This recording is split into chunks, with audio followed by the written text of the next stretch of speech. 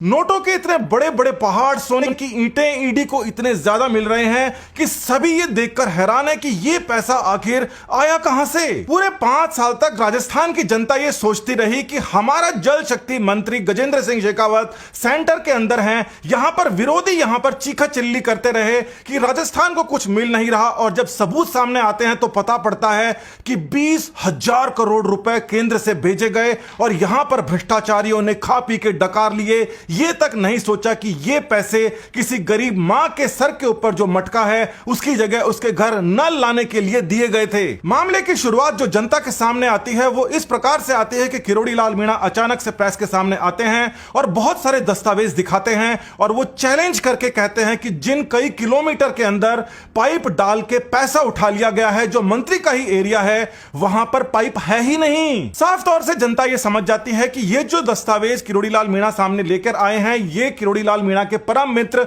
यानी कि गजेंद्र सिंह शेखावत के डिपार्टमेंट के द्वारा मुहैया कराए जाए हो सकते हैं। और ये जो दो नाम है, गजेंद्र सिंह शेखावत और किरोड़ी लाल मीणा, ये गहलोत सरकार के लिए सबसे बड़ी सरदर्दी हैं और जनता के लिए सबसे बड़े तारणहार हैं। गजेंद्र सिंह शेखावत ने जब 10,000 करोड़ रुपए मांगे थे और उन्होंने कहा था कि इस बजट को और बढ़ा के दो, 15,000 करोड़ दो, उस समय मोदी ने कहा कि आप ये पैसा राजस्थान के लिए मांग तो रहे हैं, मगर मैं शर्त लगा के ये कह सकता हूं कि राजस्थान के अंदर ये जब पैसा जाएगा तो वहां की सरकार जो है वो इसको खा पी लेगी और जितना भी पैसा आप दे रहे हैं ये खराब हो जाएगा। आप इंतजार करिए, अपनी सरकार आती है तो आप जो कहोगे 15,000 के ऊपर भी ज्यादा पैसा यहां से केंद्र से हम रिलीज करेंगे और हर घर पे जाकर नल देंगे, साफ पानी देंगे, उनके पास एक एक पैसे की वसूली देंगे। गजेंद्र सिंह शेखावत को हालांकि यह पता था कि गहलोत किस दर्जे के आदमी है, मगर उन्होंने सोचा कि मेरे ऊपर जो व्यक्तिगत आरोप लग रहे हैं ये तो एक अलग बात है, मगर जनता के अंदर और राजस्थान के अंदर कोई भी ऐसा निर्दयी आदमी नहीं हो सकता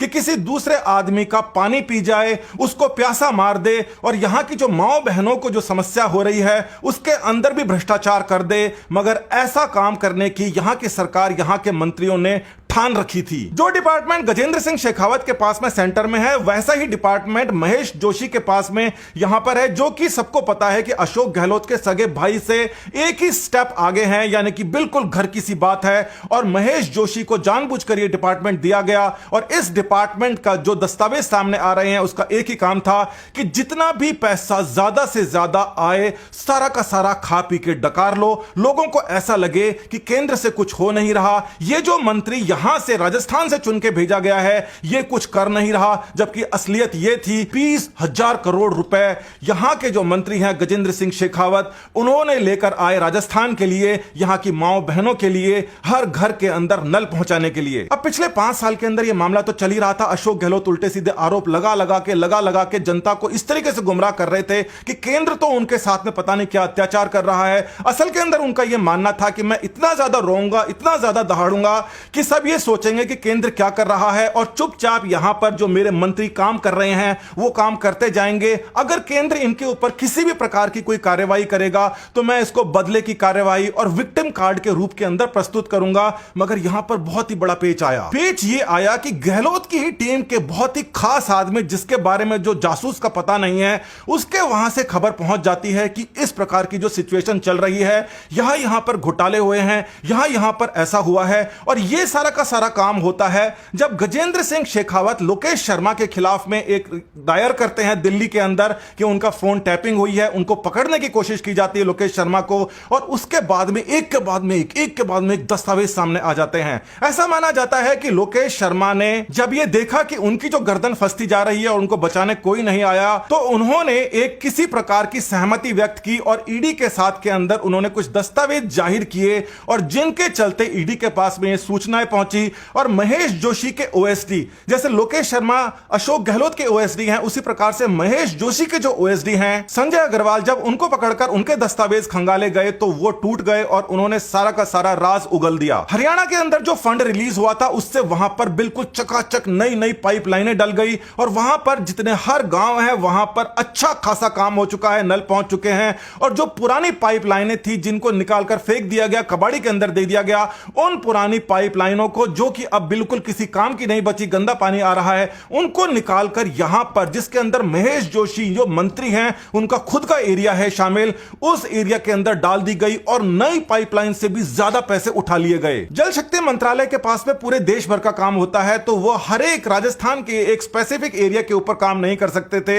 मगर यहां से बिल्कुल पुख्ता जानकारियां पहुंचाई गई कि इस जगह पर गड़बड़ हो रही है और ये 20,000 करोड़ रुपए इस प्रकार से खाए जा रहे हैं। उसके बाद में जल शक्ति मंत्रालय ने अपने रिसोर्सेज से जो जांच कराई, उसके अंदर पाया गया कि किलोमीटर के किलोमीटर जहां पर करोड़ों रुपए की जो पाइपलाइनें हैं, वो जिनको डाल के घरों तक पानी पहुंचाना था, वो वहां पर है ही नहीं। जबकि उसका सर्वे हो जाता है, जो वहां पे इंजीनियर होते हैं सर्वे के अंदर बोल देते हैं कि हां पूरे मानक स्तरों के ऊपर ये पाइपलाइन डाली गई है और उसका सर्टिफिकेट जारी करके पूरा का पूरा फंड उठा लेते हैं, जबकि पाइपलाइन वहां पर थी नहीं। राजस्थान का पूरा पानी खा पी के डकार लिया गया इन भ्रष्टाचारियों के द्वारा। थोड़े समय पहले जब किरोड़ीलाल मीणा पहुंचे थे गणपति प्लाजा, और उसके पहले भी सचिवालय के अंदर जो सोने की ईंटें मिलने का सिलसिला जारी था, उसके बाद में ये ओएसडी, जो मंत्रियों के जो ओएसडी हैं, 3-4 मंत्रियों के ओएसडी, उनके जरिए ये बात ईडी तक पहुंच जाती है कि जो पैसा था वो भ्रष्टाचार का पैसा जो कंपनियां उठा रही थी, उनसे रिटर्न के अंदर पैसा नहीं लिया जा रहा था, बड़े नोट की नोटबंदी हो रही थी।